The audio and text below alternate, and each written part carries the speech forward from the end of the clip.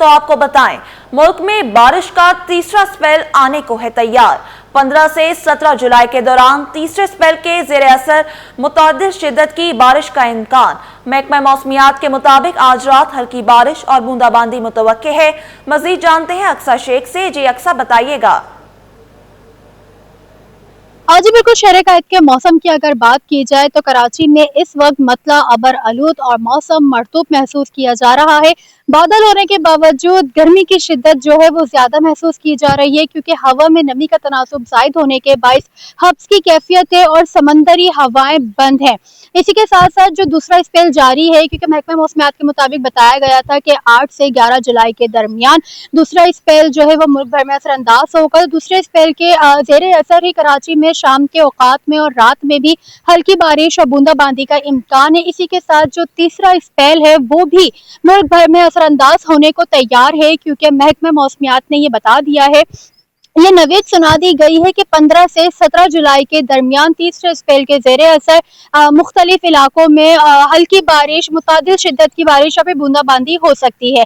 इसी के साथ अगर मैं बात करूं इस वक्त शहर के मौजूदा दर्जे हरारत की, तो वो 32 डिग्री सेंटीग्रेड है और उसी के साथ जो गर्मी की शिद्दत है वो 39 डिग्री तक महसूस की जा रही है, जबकि हवा में नमी का तनासुब जायद होने के बायस हब्स की कैफियत है और हवा में नमी का तनासुब 60% रिकॉर्ड किया जा रहा है, जबकि जुनूब मगरिबी सिम से 10 किलोमीटर फी घंटे की रफ्तार से हवाएं चल रही हैं, जहाँ पे एक तरफ मौसम जो है मरतूब भी है।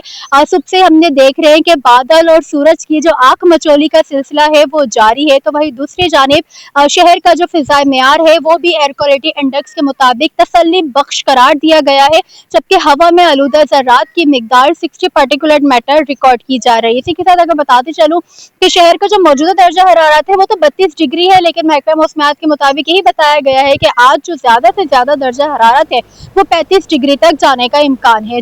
रात गए आराम बाग में बोसीदा इमारत का छज्जा अचानक गिर गया।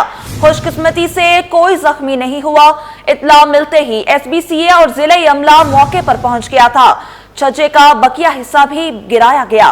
तफसीलात बता रहे हैं उसामा मलिक। जी उसामा, बताइएगा।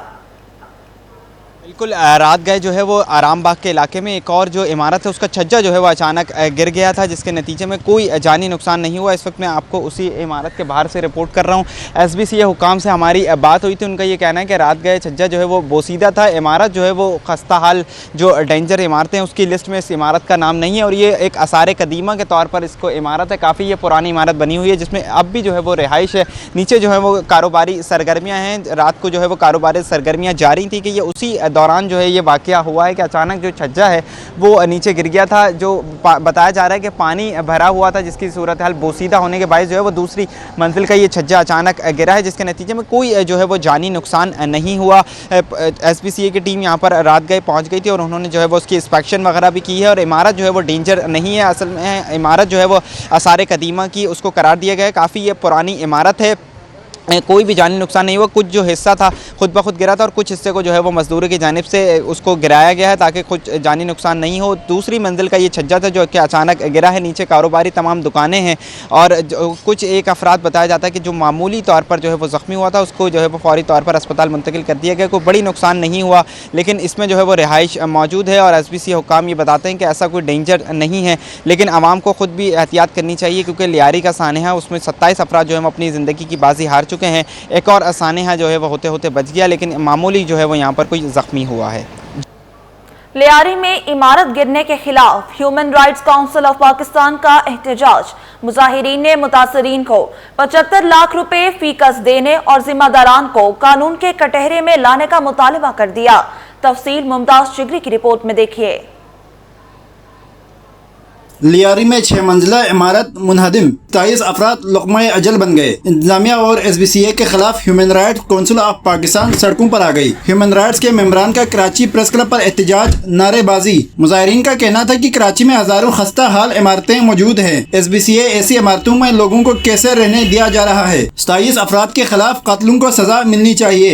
इस वक्त हम लोग लियारी के लोगों के लिए एहतजाज कर रहे हैं कि उन्हें बेघर कर दिया गया है उनकी सारी बिल्डिंग के गिरने की वजह से, और इतने ज्यादा लोग बेघर हुए हैं, उनको कोई कंपनसेशन नहीं की गई, उनको कोई पैसा नहीं दिया गया, उनको कोई रहने की जगह नहीं दी गई। तो इस वक्त हमारा मुतालबा जो है हुकूमत सिंध के साथ है कि वो इस वक्त फौरी एक्शन लिया जाए और SBCA DG SBCA और KDA को ये पावर कराया जाए कि जी आपकी गफलत है ये, और इस पर फौरी कानूनी कार्रवाई की जाए। मुजाहिरीन बोले लियारी में बिल्डिंग गिरने पर सिर्फ 10 लाख रुपए की इमदाद का ऐलान किया गया, जो कि नाइंसाफी है। अभी तक कोई भी मुतालबा हमारा पूरा नहीं किया गया है। ऑफिशियल्स तो सारे मौजूद थे वहाँ पर, 3 दिन लगातार सारे ही थे। तकरीबन सिर्फ लाशें गिनती की गई हैं, इनको कोई चीज़ प्रोवाइड नहीं की, इनको ना घर दिया गया ना इनको कुछ दिए गए। बस 10 लाख रुपए इनको ये बताया गया कि आपको 10 लाख देंगे। मुझे आप बताएं कि क्या 10 लाख रुपए काफ़ी है? जनाब ये 27 जाने नहीं थी, 27 घराने थे पूरे के पूरे, समझे, क्योंकि एक जान जो है वो पूरा घर चलाता है, और इतने सारे लोगों का जाना ये एक बहुत बड़ा सानिया है जो हमारे इस पाकिस्तान के अंदर कराची शहर, जो कि इतना बड़ा शहर है, उसमें पेश आया है। ये कोई गांव देहात नहीं था या कोई इस तरह का इलाका नहीं था, यहाँ पे इतनी सारी जाने गई हैं, और इनका जो है पूरा का पूरा जिम्मेदारी जो है वो हुकूमत ऑब्वियसली उनको जाती है, उनको चाहिए इस पे एक्शन ले। मुजाहिरीन ने मुतासरीन को 75 लाख रुपए फीकस देने और जिम्मेदारान को कानून के मुताबिक सजा देने का मुतालबा किया। कैमरामैन फराज खान के साथ मुमताज शिगरी, सिटी 21।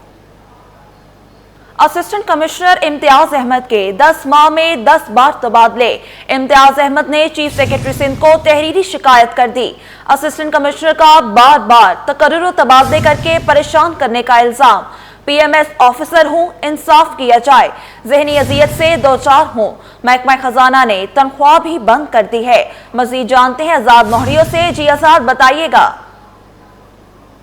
जी बिल्कुल, सिंध की ब्यूरोक्रेसी ने एक अनोखा कमाल कर दिया है कि एक जो 17 ग्रेड के PMS अफसर के 10 माह में 10 बार उनके तकर्रुर तबादले कर दिए। इस हवाले से PMS ग्रुप के अफसर हैं इम्तियाज अहमद मंगी, जो 17 ग्रेड के, उन्होंने बाकायदा तौर पर 2 सफ़ात पर मुश्तमिल एक दरख्वास्त चीफ सेक्रेटरी सिंध श्री आसिफ शाह को अरसाल किए, जिसमें 10 नोटिफिकेशन जो तकर्रुर तबादलों के वो भी उनके साथ मुंसलिक किए गए हैं। उनमें और उनके मुताबिक जो है 21 फरवरी 2020 को 23 रोज तक का असिस्टेंट कमिश्नर नगर पार्कर तैनात किया गया, जबकि 11 मार्च 2020 को नगर पार्कर से उनका बतौर असिस्टेंट कमिश्नर के ओहदे से तबादला किया गया, और 20 मार्च 2020 को 10 रोज के लिए कमिश्नर ऑफिस कराची में असिस्टेंट कमिश्नर के ओहदे पर तैनात किया गया, जबकि फिर जो 9 जून 2020 को 2 माह 11 रोज तक असिस्टेंट कमिश्नर कोरंगी तैनात किया गया, और फिर 18 जुलाई 2020 को एक हफ्ते तक जो है रिपोर्ट करवाई गई, यानी OC बना दिया गया, जबकि 5 अगस्त 2020 को फिर 1 माह 14 रोज तक जो है मॉडिफिकेशन जारी करके उनको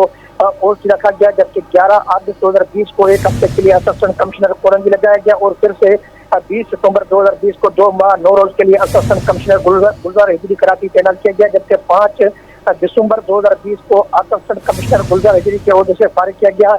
1 जनवरी 2021 को 23 रोज तक फिर OC बना दिया गया। इम्तियाज अहमद मंगी ने शिकवा किया है कि फरवरी 2020 से जनवरी 2021 तक 10 बार उनके तकर्रुर तबादले किए गए। खत में लिखा है कि वो PMS अफसर हैं, उनके साथ इंसाफ किया गया, जबकि वो ज़हनी अजद का शिकार है। महकमा खजाना ने उनकी तनख्वाह भी बंद कर दी है। उन्होंने ये भी लिखा है कि 2021 के बाद कई सालों से वो तकरीर के मुंतजर है, लेकिन उनको कहीं तैनात नहीं किया जा रहा। सिर्फ 2020 साल के दौरान जो है 10 माह में 10 बार उनके तकर्रुर तबादले करके ज़हनी अजद का उनको शिकार बना दिया गया है। जी आजाद, बहुत शुक्रिया अपडेट करने के लिए। कोरंगी नंबर 1 में पानी का बहरान, इलाका मकीन बूंद बूंद को तरस गए। इलाका मकीन टैंकियां और टैंकर्स दिलवा कर गुजारा करने लगे। शहरी कहते हैं दूर दराज इलाकों से पानी भरकर लाना पड़ता है। मजीद जानते हैं बसीम इफ्तिखार से। जी बसीम, बताइएगा। जी बिल्कुल, शहर कायद में हम देख रहे हैं कि मौसम गर्म होने के साथ ही जो है पानी का बहरान शिद्दत इख्तियार कर गया है। बिलखुसूस अगर बात करें कोरंगी के इलाके की, तो मैं इस वक्त मौजूद हूँ कोरंगी के इलाके नंबर 1 में, UC6 कराती है, और यहाँ पर भी जो है जो इलाका मकीन है पानी की शदीद किल्लत की वजह से शदीद परेशान है। कितने अरसे से यहाँ पर पानी नहीं आ रहा और क्या मसाइल हैं, कितनी मुश्किलात दरपेश हैं, और पानी कब से नहीं आ रहा, किस तरीके से पानी आप इस्तेमाल करते हैं, घर की ज़रूरत को पूरा करते हैं आप? 11 महीने पहले जो है ना, मैंने अपने लोगों को कहा था भाई पानी का मसला है, हम चलते हैं एक्शन के पास। तो फिर हमारी जो बरादरी के लोग थे वो तो नहीं आए। बहरहाल हम 2 लोगों ने कोशिश की, मगर जो है ना वो काम नहीं बना। फिर हमने जो है काफ़ी मेहनत की, फिर भी जो है लोग हमारे साथ नहीं खड़े हुए। अभी 11 महीने के बाद जो है ना पानी का जो है ये मसला जो है शुरू हो गया। मैं 11 महीने पहले से इनको कह रहा था भाई ये जो है ना ये यहाँ पर लोग जो है ना मोटरें वगैरह रखे पानी भर रहे थे। मैंने बोला भाई ये तरीका नहीं है, घर में आराम से बंदा सुकून से बैठ के जो है ना जो है पानी भरे तो वो अच्छी बात है। यहाँ बैठ के पूरी रात आप जागते हो और फिर अच्छा ये बताएं, ये जो पाइप लाइनें हैं ये कहाँ से पानी आ रहा है, क्या है? अच्छे खासे ही जाल है भाई, ये ग्रेजुएट की लाइन है।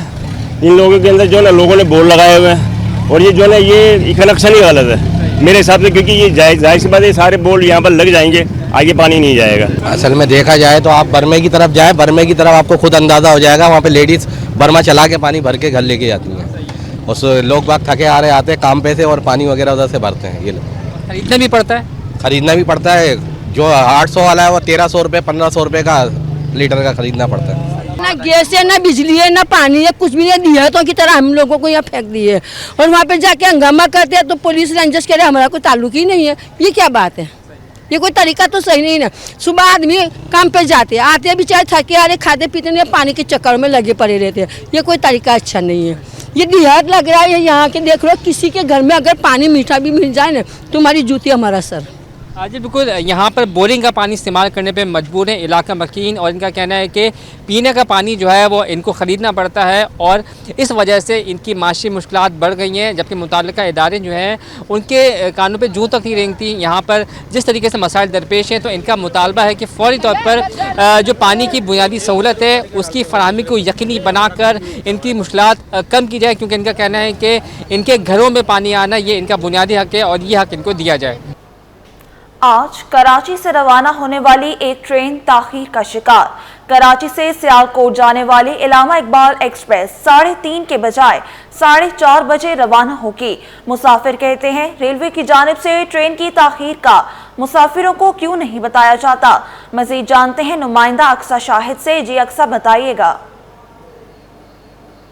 जी बिल्कुल, मैं एक बार फिर से कराची के स्टेशन में मौजूद हूँ। कराची से आने जाने वाली ट्रेनों की ताख़िर का सिलसिला जो है वो अभी तक थम ना सका है। आज भी कराची से रवाना होने वाली ट्रेनें जो है वो ताख़िर का शिकार है। ना सिर्फ कराची से रवाना होने वाली बल्कि जो अंदरूनी शहर पहुँचने वाली हैं, रावलपिंडी, इस्लामाबाद, फैसलाबाद, कोयटा, मुल्तान और फिर सियालकोट ट्रेनें जो है वो मुसाफिरों को जो है वो घंटों ताख़िर से जो है वो अपने अपने शहर पहुंचा रही हैं। आज भी कराची से सियालकोट जाने वाली इलामा इकबाल एक्सप्रेस जो है वो 1.5 घंटे ताख़िर का शिकार है। और कल जो कराची से पाकिस्तान एक्सप्रेस रावलपिंडी के लिए रवाना हुई थी वो भी 6 घंटे ताख़िर से जो है मुसाफिरों को रावलपिंडी पहुँचाएगी। जबकि जो सियालकोट रवाना होने वाली ट्रेनें वो रोज़ाना की बुनियाद पर हम देख रहे हैं कि 3-3 घंटे जो ताख़िर का शिकार है। आज 1.5 घंटे जो वो ताख़िर का शिकार देखा जा रहा है। कराची के स्टेशन पर जो दीगर मसले मसाइल हैं वो भी सर उठाने लगे हैं। पानी की कमी का जो है मुसाफिरों को मुश्किलात का सामना है। ट्रेन वॉशिंग लाइन में जाके जो वॉश नहीं हो पा रही। इस वक्त आज जो सियालकोट जाने वाली इलामा इकबाल एक्सप्रेस की टाइमिंग है वो 3:30 के बजाय जो 4:30 बजे के बाद जो है वो कराची के स्टेशन से रवाना होगी। चूँकि छुट्टी का दिन है, मुसाफिर यहाँ पर जो अपनी अपनी ट्रेनों के लिए आना शुरू हो गए और रश जो है वो आप इस वक्त ही यहाँ पर काफ़ी देख सकते हैं।